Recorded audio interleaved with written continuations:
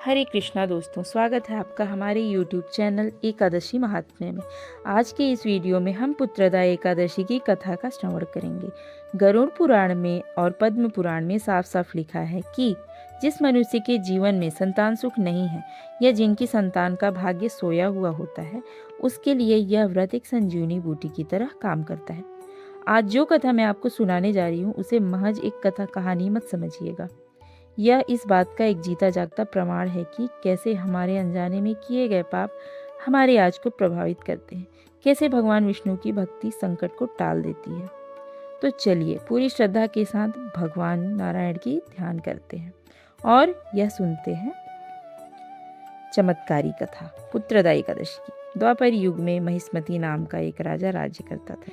राजा बहुत श्रद्धालु तथा दयालु था, प्रजा को अपनी संतान मानता था और उसने कभी कोई पाप नहीं किया था। लेकिन इतना सब कुछ होने के बाद भी राजा बहुत दुखी था, क्योंकि उसकी कोई संतान नहीं थी। राजा को इस बात की चिंता सताती थी कि उसके मृत्यु के बाद उसका वंश कौन संभालेगा और उसे पिंडदान कौन देगा।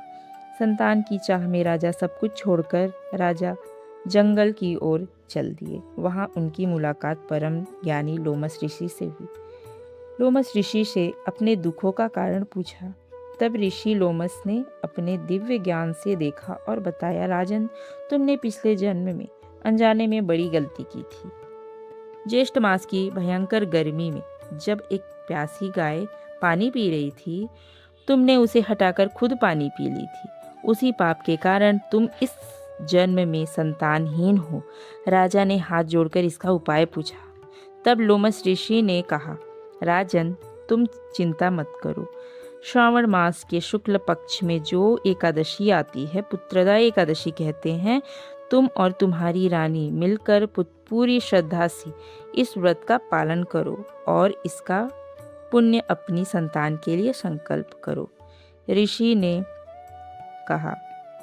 ऋषि के कहे अनुसार राजा और रानी ने विधि पूर्वक पुत्रदा एकादशी का व्रत रखा, भगवान नारायण की पूजा की। इस व्रत के प्रभाव से कुछ ही समय बाद रानी गर्भवती हुई और महल में बेहद तेजस्वी और गुणी पुत्र का जन्म हुआ।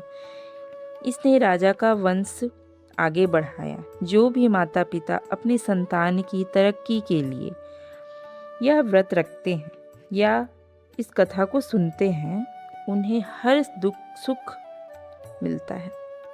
भगवान नारायण आपके संतान की हमेशा रक्षा करे। दोस्तों, अगर आपको यह वीडियो पसंद आई हो तो कमेंट बॉक्स में जय श्री हरि विष्णु जरूर लिखें तथा वीडियो को शेयर करें। हरे कृष्णा।